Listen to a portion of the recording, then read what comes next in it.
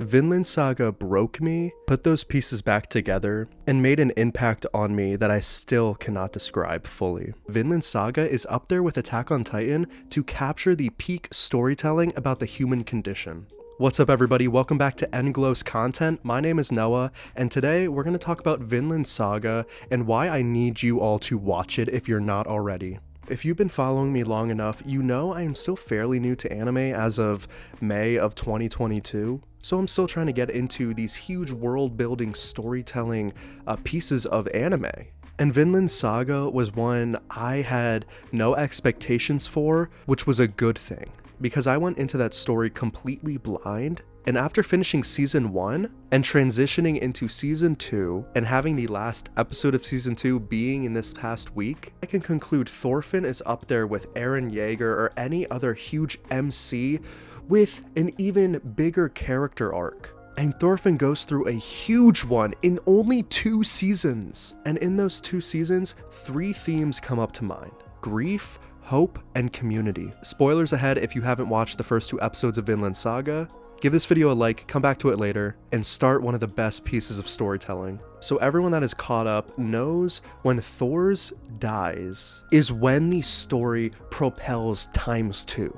And Thorfinn being under the guidance of Askeladd throughout the entirety of season 1 leaves influences on him he cannot describe, because of the trauma he has went through seeing his father killed. And I can argue season 1 is honestly a prologue, because the way season 2 starts, being introduced to Einar, seeing the parallels already of him and Thorfinn, and once episode 9 hits in season 2, where Thorfinn is down basically in hell with Askeladd and everyone that he has killed. And if you see my videos long enough, you know I'm a fairly emotional person. So yeah, I was non-stop sobbing when this was happening. Cause you physically see these people tugging onto Thorfinn, but you know they're not necessarily real in that aspect. So there's figurative and literal meanings. Thorfinn is now turning into an MC that you need to side with and not leave. Make sure he's okay. Root for him. And honestly, I was still rooting for Thorfinn in season 1 even though he was on that enemy side. Because just from past anime knowledge of watching these stories unfold,